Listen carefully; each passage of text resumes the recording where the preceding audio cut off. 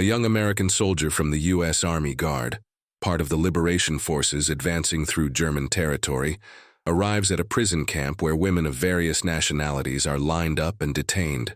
Mud clung to the treads of the Sherman tanks as they rolled through the shattered remains of what had once been a Bavarian village. Sergeant James Hartley sat in the passenger seat of a Jeep, his rifle resting across his lap, watching the landscape pass in a blur of gray and brown. April 1945 had brought no spring to this part of Germany, only destruction, smoke, and the acrid smell of a war in its final, desperate days. Jim was 24 years old, though he felt decades older.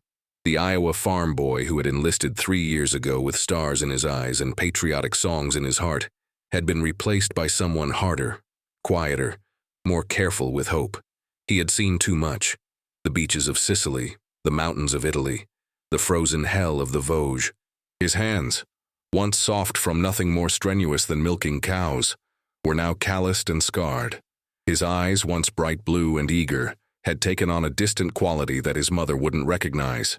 The convoy slowed as they approached a crossroads.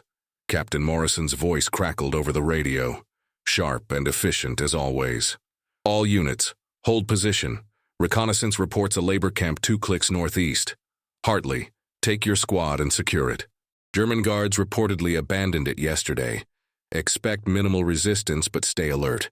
Jim acknowledged the order and signaled to his driver, Private Rodriguez, a stocky kid from Texas who never seemed to run out of nervous energy. Behind them, another Jeep carried Private Tommy Chen from San Francisco and Corporal Davis from Georgia, both of whom had been with Jim since Italy. They were good men, reliable, the kind you wanted beside you when things went bad. The road to the camp wound through dense forest that had somehow survived the artillery barrages. Sunlight filtered through the pine branches in thin, golden shafts that seemed almost obscene in their beauty. How could the world still produce light like this when so much darkness existed? Jim pushed the thought away. Philosophy was a luxury he couldn't afford. They smelled the camp before they saw it. The odor of human waste, unwashed bodies, sickness, and death hung in the air like a physical presence. Rodriguez gagged and covered his nose. Jim's stomach turned, but he kept his face neutral. He had learned that much, at least, how to hide what he felt. The camp appeared through the trees, a collection of wooden barracks surrounded by barbed wire fencing, with a main gate hanging open like a broken jaw. Guard towers stood empty, their machine gun nests abandoned. The place had an eerie quality, as if time had stopped and forgotten to start again. "Weapons ready," Jim ordered quietly.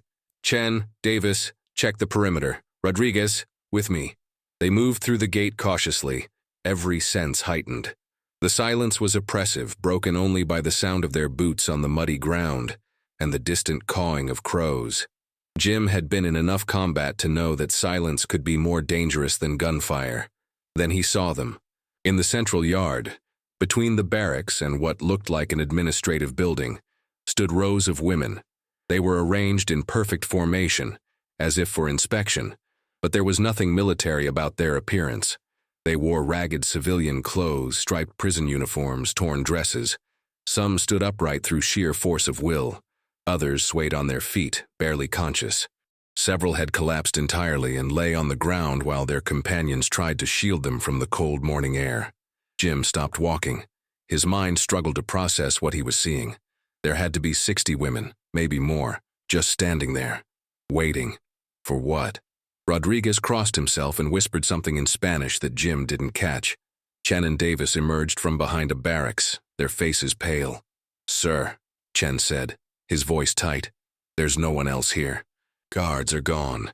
These women, they're all that's left." Jim approached slowly, holding his rifle low to show he meant no harm. As he got closer, he could see the details that distance had mercifully hidden. The women's faces were gaunt, their eyes sunken. Many had visible sores and bruises. Their clothes hung on skeletal frames. Some stared at him with expressions of hope so desperate it hurt to see. Others looked at him with nothing at all, as if they had used up their capacity to feel. One woman stepped forward from the front row. She was tall, or had been before malnutrition had bent her spine. Her dark hair was cropped short, and a scar ran from her left eyebrow to her cheek. Despite her condition, She carried herself with a dignity that commanded respect. "American?" she asked in heavily accented English. "Yes, ma'am," Jim replied. "Sergeant James Hartley, United States Army. Are you in charge here?" The woman's lips twitched in what might have been a smile. "In charge? No, but I speak English, so I speak for them. My name is Elsa Kowalski. I was Polish resistance. What happened here? Where are the guards?"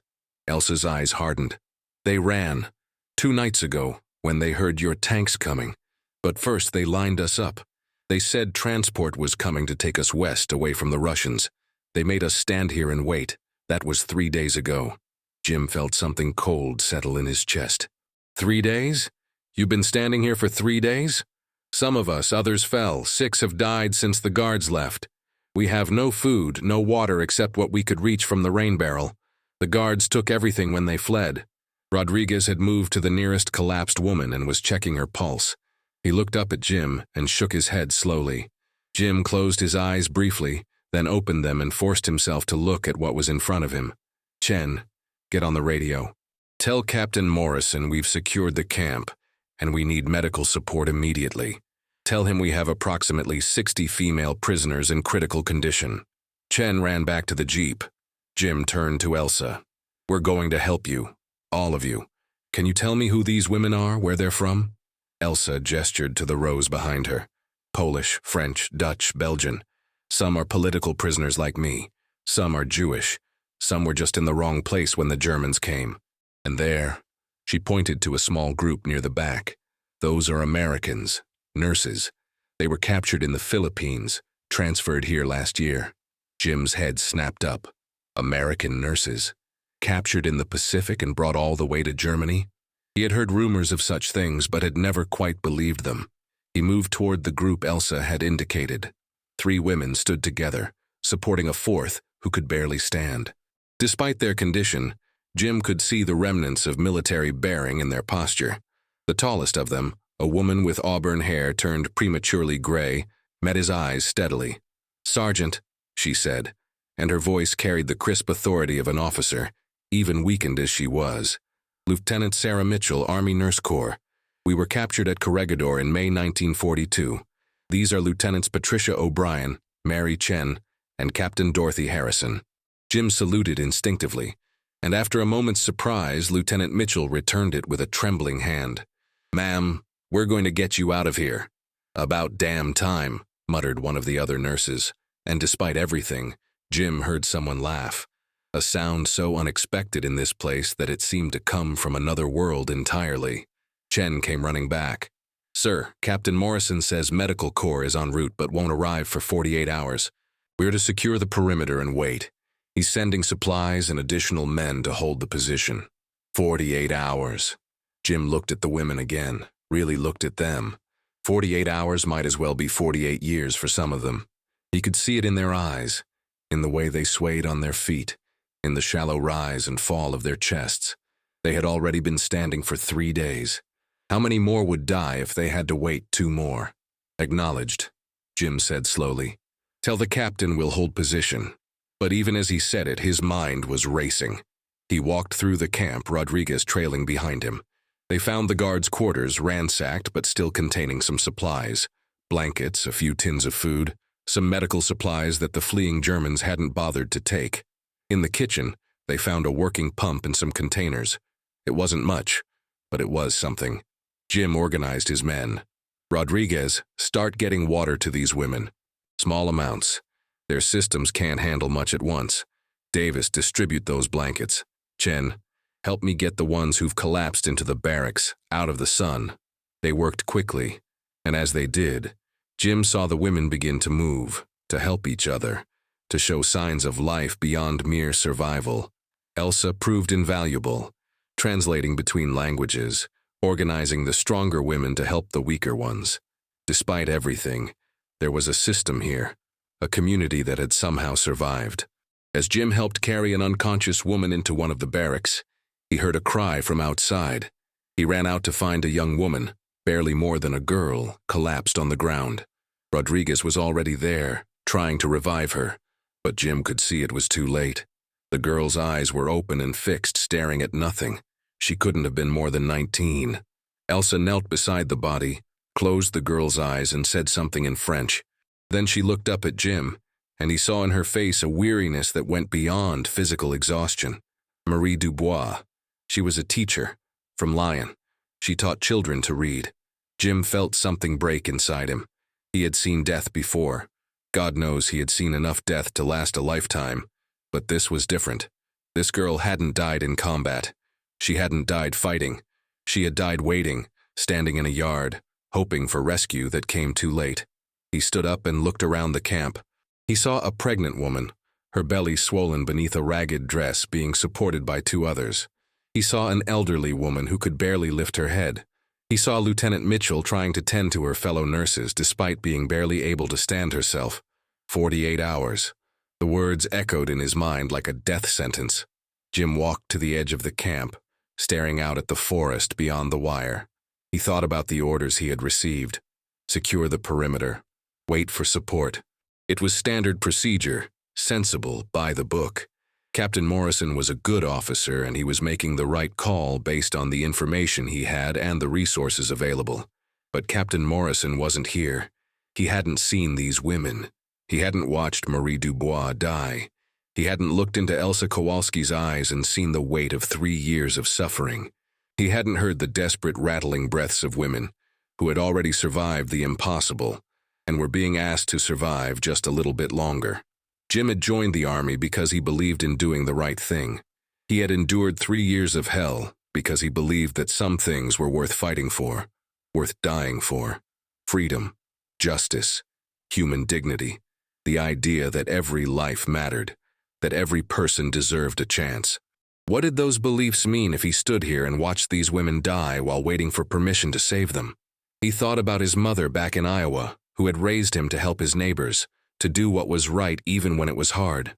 He thought about his father, who had told him before he shipped out, "Don't come back a hero, son. Just come back a good man." Jim turned and walked back to the center of the camp. Elsa was organizing the women, getting them water, trying to make them as comfortable as possible with the limited resources available. She looked up as he approached. "How many can walk?" Jim asked. Elsa's eyes narrowed. "Walk where?" "The field hospital. It's about 15 miles back down the road we came from. How many could make that journey?" "Maybe 20, maybe. But the others," she shook her head, "they would die on the road." "And what if they didn't have to walk? What if we had trucks?" Elsa stared at him. "You have trucks?" "No," Jim admitted. "But the Germans might have left some. This was a labor camp. They had to have vehicles to transport supplies, prisoners. Help me look." They found them behind the administrative building, 2 German transport trucks, old and battered but with fuel still in their tanks. Jim checked them over with Rodriguez, who had worked in his father's garage before the war. The engines turned over on the second try, coughing and sputtering but running. "They'll make it," Rodriguez said. "Maybe not pretty, but they'll make it." Jim stood between the 2 trucks, his mind made up.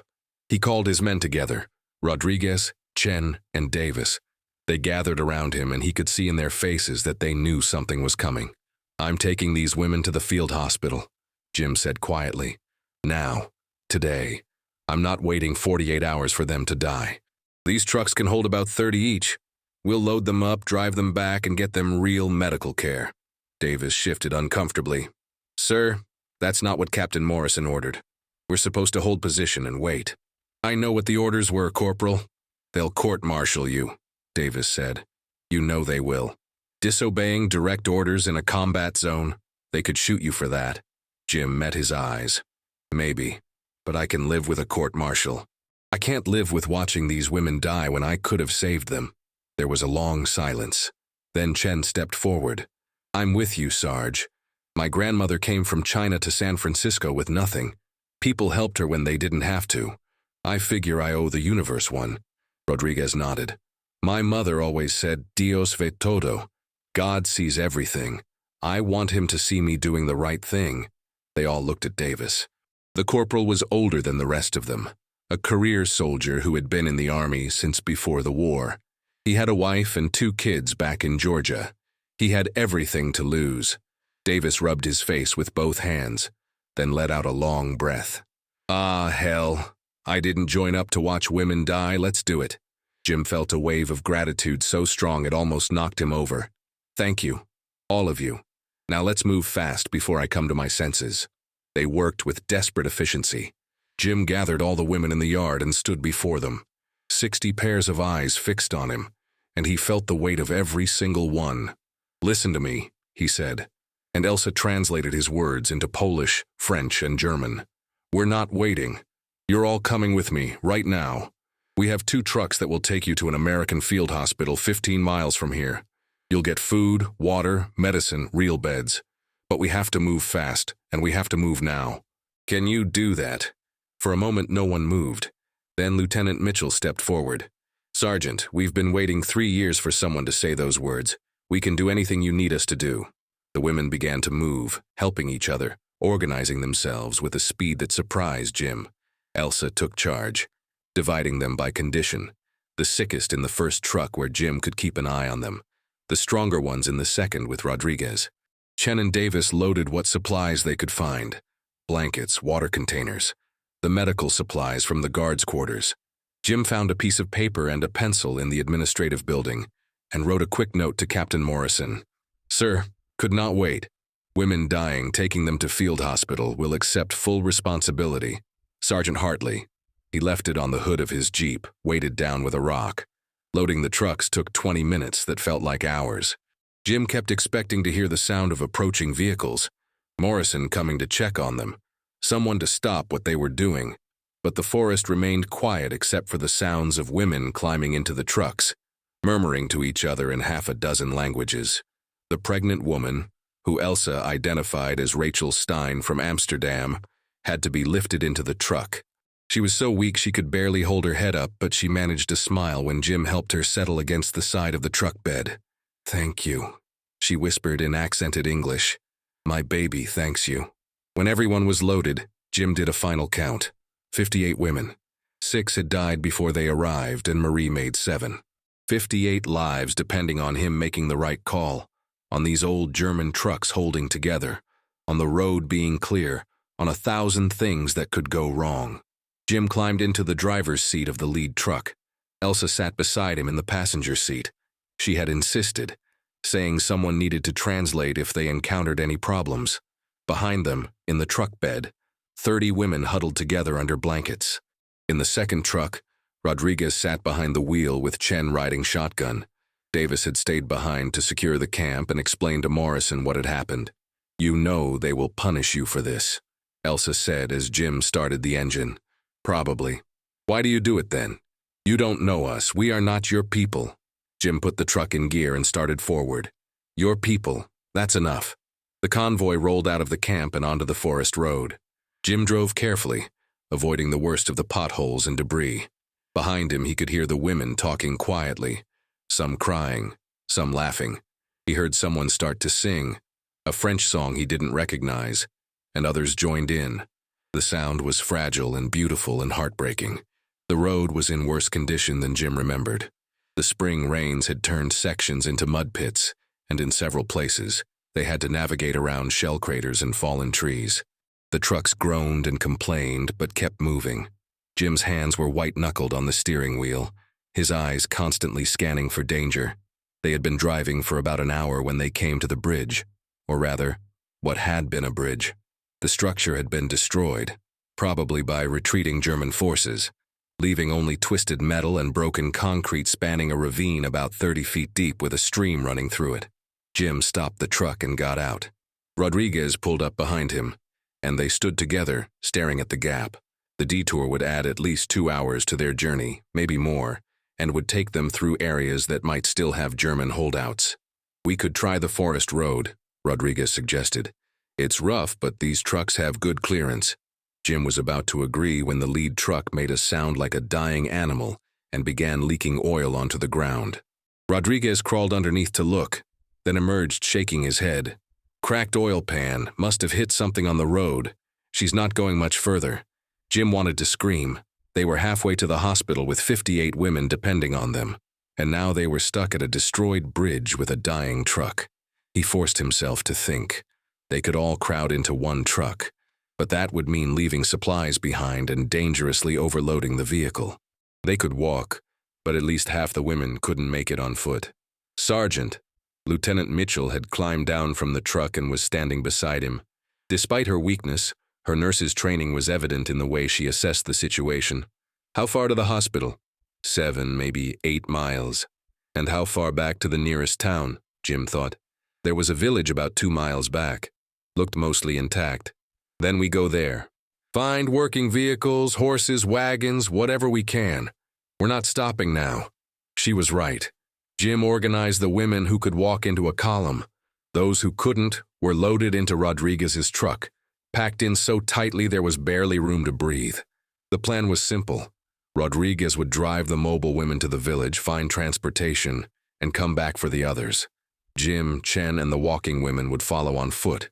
It was slow going. The women who could walk did so with determination, but they had to stop frequently for rest. Jim found himself supporting an elderly Polish woman on one side while Elsa took the other. Chen carried a young girl who had collapsed after the first quarter mile. Lieutenant Mitchell, despite her own weakness, moved up and down the column, encouraging, supporting, refusing to give up. They had covered about a mile when they heard the sound of an engine. Jim's hand went to his rifle, and he motioned for everyone to move off the road into the trees. The sound grew louder, and then Rodriguez's truck appeared around the bend, followed by a horse-drawn wagon driven by an elderly German woman. Rodriguez jumped out, grinning. "Sarge, meet Frau Weber. She's lending us her wagon." The German woman climbed down slowly. She was perhaps 60, with gray hair pulled back in a severe bun and eyes that had seen too much. She looked at the women, at their prison clothes and emaciated faces, and her expression crumbled. "Ich wusste nicht," she said, tears streaming down her face. "I didn't know. I swear to God I didn't know it was this bad." Elsa translated, and Jim saw anger flash across her face. She didn't know. How could she not know? "Elsa," Jim said quietly, "we need the wagon." Elsa's jaw clenched, but she nodded. The truth was complicated, and they didn't have time for it now. Frau Weber had brought not just the wagon, but also bread, cheese, and milk from her farm. It wasn't much, but it was something. They loaded the weakest women into the wagon and the truck, and the convoy continued. Frau Weber drove her wagon in silence, occasionally glancing back at her passengers with an expression Jim couldn't quite read. Guilt, shame, horror, maybe all three. The village was small, barely more than a cluster of houses around a church, but it was intact. The residents watched from their windows as the strange convoy passed through. American soldiers, emaciated women in prison clothes, a German widow driving her wagon. No one came out to help, but no one tried to stop them either. On the far side of the village, they found what they needed. A German military supply truck, abandoned but functional. Rodriguez got it started, and they transferred the women one more time. Frau Weber insisted on coming with them, saying she wanted to see them safely to the hospital. Jim didn't have the energy to argue. The final leg of the journey passed in a blur. Jim's exhaustion was catching up with him, and he had to force himself to concentrate on the road. Beside him, Elsa had fallen asleep, her head resting against the window. In the back, the women were mostly quiet now, too tired even to talk.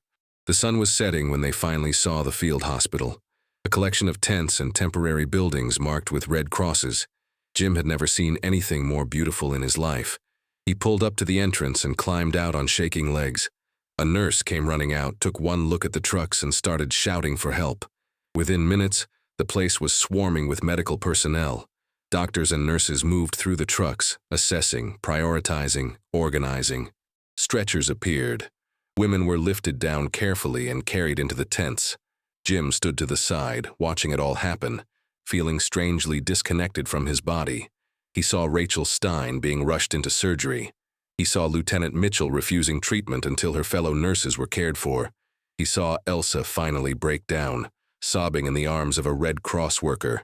A hand landed on his shoulder, and Jim turned to find a doctor standing beside him. The man was in his 40s, with kind eyes behind wire-rimmed glasses and a Star of David on a chain around his neck. "I'm Dr. Benjamin Goldstein," the doctor said. "You brought these women?" "Yes, sir." "From where?" "A labor camp about 15 miles northeast. They'd been standing in formation for 3 days. The guards abandoned them." Dr. Goldstein's face went pale. 3 days? My God. He looked at the women being carried into the hospital, then back at Jim. You saved their lives, Sergeant. Every single one of them would have died if you'd waited even another day. Jim wanted to feel proud or relieved or something, but all he felt was tired. Will they be okay? Some of them, maybe most of them, with time and care. But you got them here, and that's what matters. Dr. Goldstein squeezed his shoulder. Thank you. Jim nodded, not trusting himself to speak. He watched as the last of the women were taken inside, then turned to check on his men. Rodriguez and Chen were sitting on the ground, sharing a canteen and looking as exhausted as Jim felt. Frau Weber stood apart, watching the hospital with tears still streaming down her face. Sergeant Hartley. The voice was sharp and angry, and Jim knew who it was before he turned around. Captain Morrison strode toward him, his face red with fury. Behind him were 2 MPs and Colonel Patterson, the battalion commander. Jim straightened to attention, suddenly very aware that his career was about to end. Sergeant, what the hell do you think you're doing? Morrison demanded. I gave you explicit orders to secure that camp and wait for support. Instead, you commandeer enemy vehicles, evacuate prisoners without authorization, and abandon your post. Do you have any idea how much trouble you're in? Yes, sir. Yes, sir. That's all you have to say?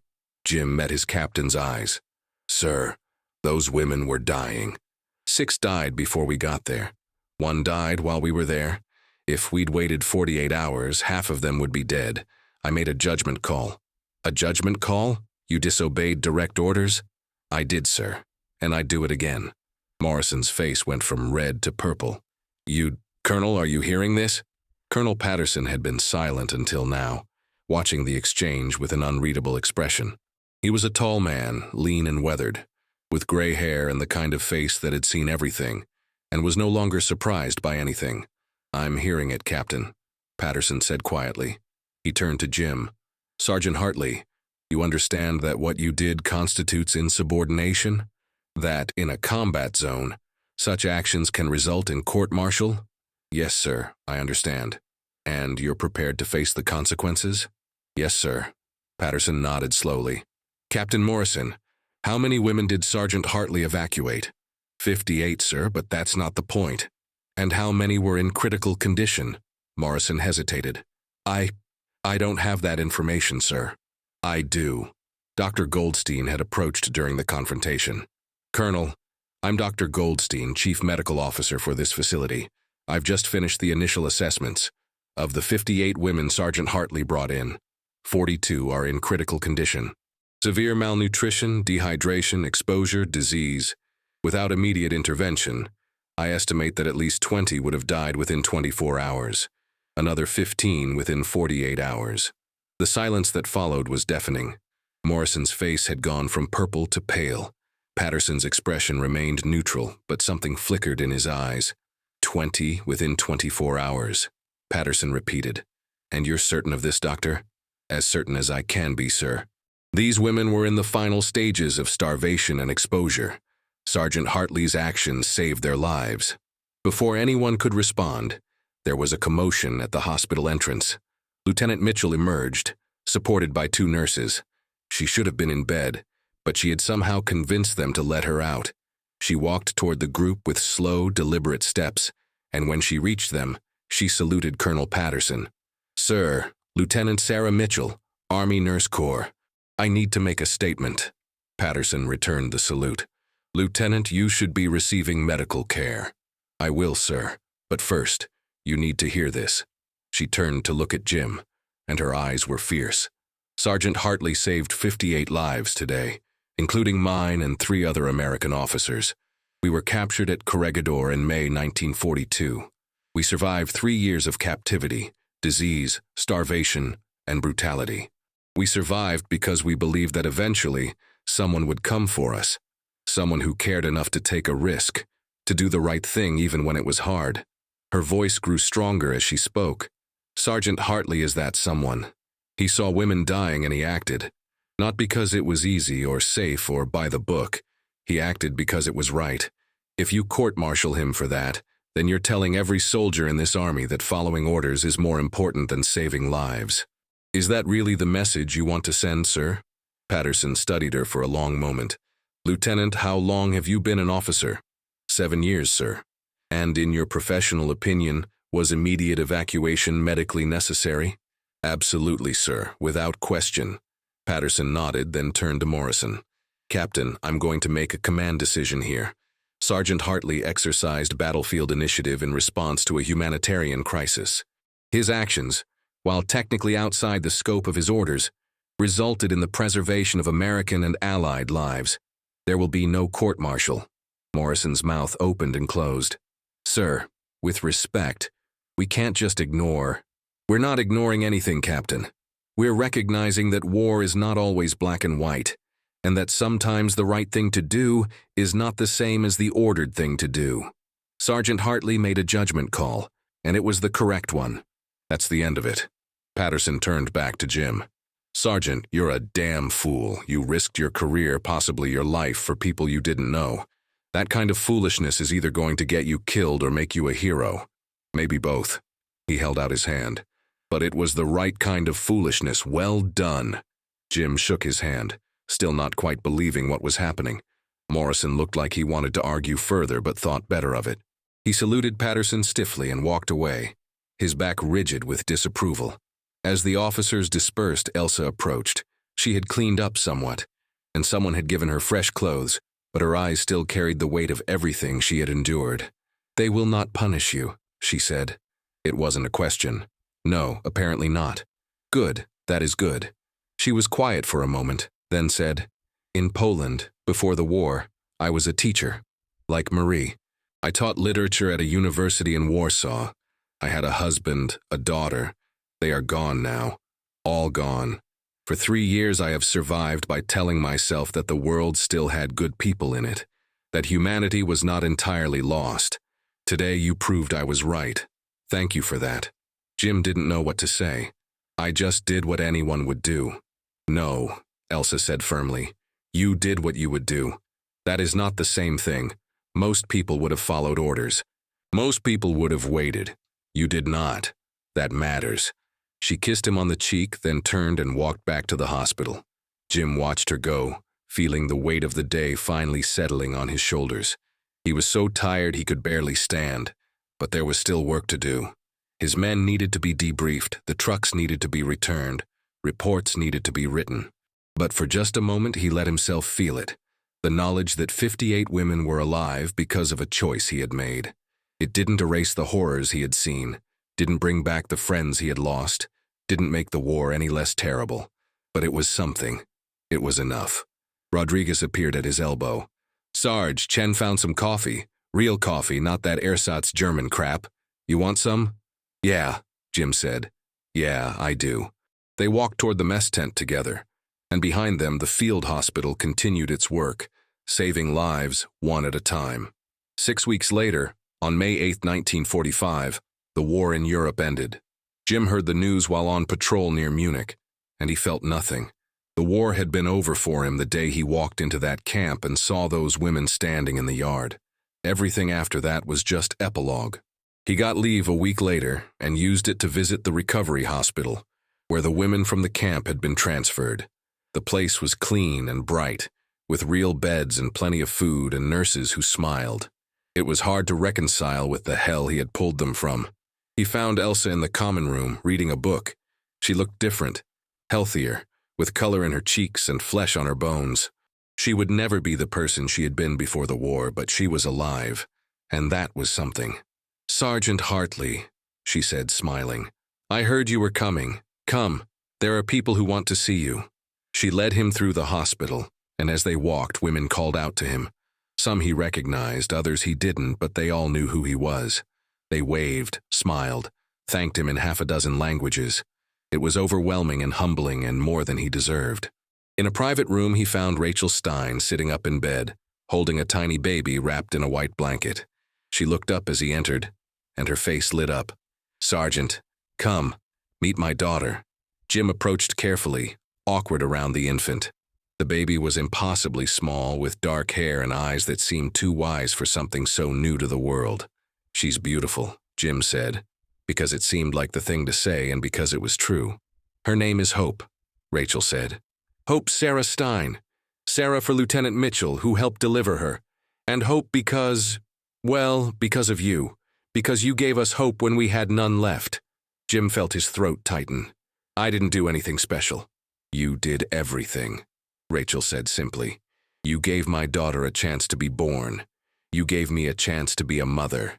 That is not nothing. Lieutenant Mitchell appeared in the doorway, looking much healthier than the last time Jim had seen her. She was in uniform again, preparing to return to duty. Sergeant, she said, good to see you on your feet. You too, ma'am. I'm heading back to the States next week. Going to see my family, then probably back to nursing. The Army's going to need medical personnel for a while yet, even with the war ending. She paused. I wanted to thank you, properly. What you did, there aren't words for it. You don't need to thank me, ma'am. Yes, I do. We all do. She held out a package wrapped in brown paper. The women wanted you to have this. All of them contributed. Jim unwrapped it carefully. Inside was a piece of white cloth, perhaps 2 feet square, embroidered with names. Dozens of names, in different handwriting, different languages. At the center, in careful stitching, were the words, You're all coming with me. April 1945. We remember. Jim stared at it, unable to speak. Every woman he had saved had signed it, had left her mark. It was proof that they had existed, that they had survived, that their lives had mattered. We wanted you to remember us, Elsa said quietly, the way we will remember you. Jim folded the cloth carefully and held it against his chest. I could never forget. They talked for a while longer, sharing stories and plans for the future. Elsa was going back to Poland to search for any surviving family members. Lieutenant Mitchell was returning to her hospital in California. Rachel was going to try to reach relatives in America. They were all moving forward, carrying their scars but refusing to be defined by them. As Jim prepared to leave, Elsa walked him to the door. They stood in the hallway, and for a moment, neither spoke. Why did you do it? Elsa asked finally. Really, you could have lost everything. Your career, your freedom, maybe your life. Why did you risk all of that for us? Jim thought about it, trying to find words for something he had never fully articulated, even to himself. My father told me something before I left home, he said slowly. He said, don't come back a hero. Just come back a good man.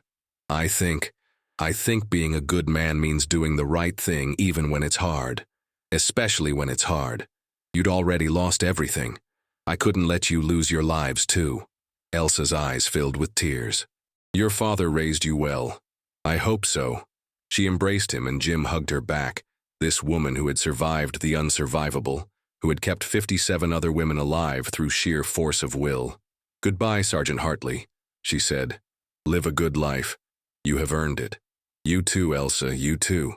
Jim walked out of the hospital into the bright May sunshine. The world was still broken, still scarred by years of war, but it was healing. Slowly, painfully, but healing nonetheless. He thought about the women he had saved, about the lives they would live, the children they would have, the stories they would tell. He thought about Marie Dubois, who hadn't made it, and the 6 others who had died before he arrived.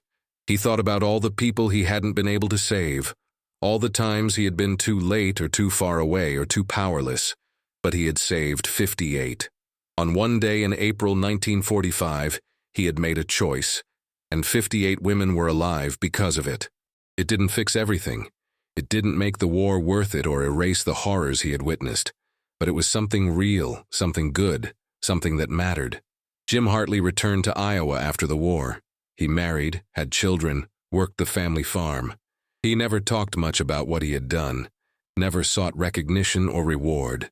The embroidered cloth hung in his study, and sometimes his children would ask about it, and he would tell them the story. Not to glorify himself, but to teach them that sometimes doing the right thing means taking a risk, that orders and rules have their place, but humanity comes first, that every life matters, and sometimes one person can make a difference.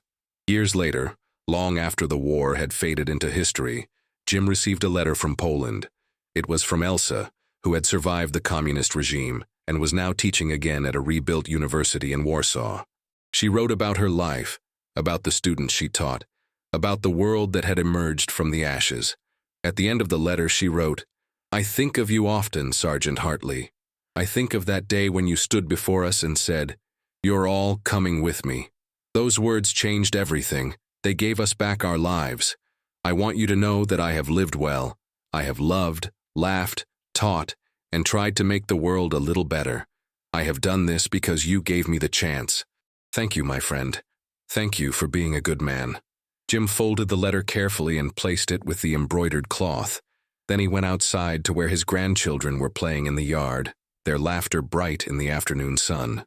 He watched them run and play, these children who existed because he had made a choice on a spring day in 1945. He had been a soldier, had seen and done terrible things in the name of duty and country. But he had also been a man who, when faced with a choice between following orders and saving lives, had chosen humanity. That choice had defined him more than any battle, any medal, any commendation. In the end, that was enough. It had to be enough. The world kept turning, seasons changed, and life went on. But in a hospital in Germany, in a university in Poland, in homes scattered across Europe and America, 58 women remembered. They remembered the young sergeant from Iowa, who had looked at them with compassion instead of pity, who had seen their humanity when others saw only prisoners or victims. They remembered the words that had changed everything. "You're all coming with me." And they lived. They lived full lives, rich lives, lives that mattered. They had children and grandchildren, careers and dreams, joys and sorrows. They lived because one man had decided that their lives were worth the risk. That was Jim Hartley's legacy. Not glory or fame, but 58 lives saved, and all the lives that came after. It was a quiet legacy, a humble one, but it echoed through the decades, a reminder that in the darkest times, humanity can still shine through. And that, in the end, was everything.